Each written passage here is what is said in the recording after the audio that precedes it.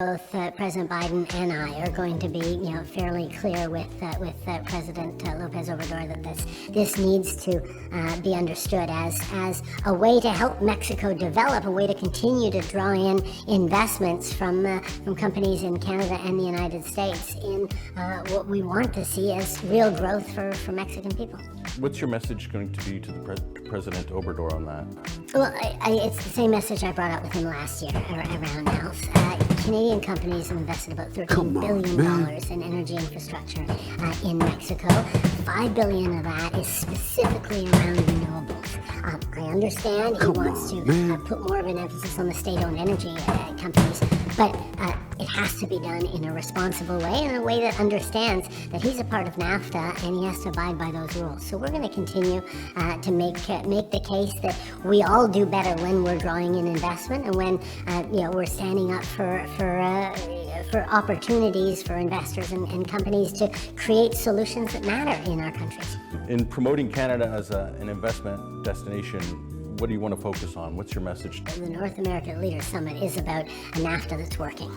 It's about creating jobs, opportunity, and growth across our countries, and that Canada is a solid player in that, whether we're talking about critical minerals, whether we're talking about battery supply chains, whether we're talking about trade with the rest of the world as well. Canada is remarkably well positioned to draw in investments that are going to benefit North America and the world. You're going to have a bilateral with him while you're there. Is that kind of your message to him in that bilateral? Are there other issues you want to bring up? I mean, a big piece of it is how we make sure we're maximizing the economic opportunities. Obviously, we're facing a world with a high degree of economic turbulence coming in the coming months, whether it's supply chains, whether it's the war in Ukraine, whether it's inflation and interest rates and all those things that come together.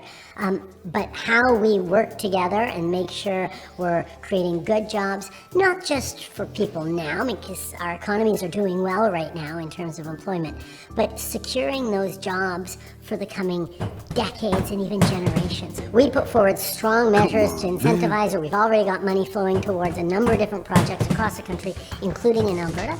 And I think it would be great if Alberta were to realize that this is part of moving forward. We've seen for a while Alberta hesitating around investing in anything related to climate change. But CCUS is one of those tangible things that's not the solution to climate change. But international bodies and others recognize that it's an important tool in terms of getting where we're going. And Canada has been a leader. We've been talking about CCUS in Saskatchewan for decades now. And now that it's finally coming in, I think there's a role for provinces with surpluses and with the capacity to be investing in their future and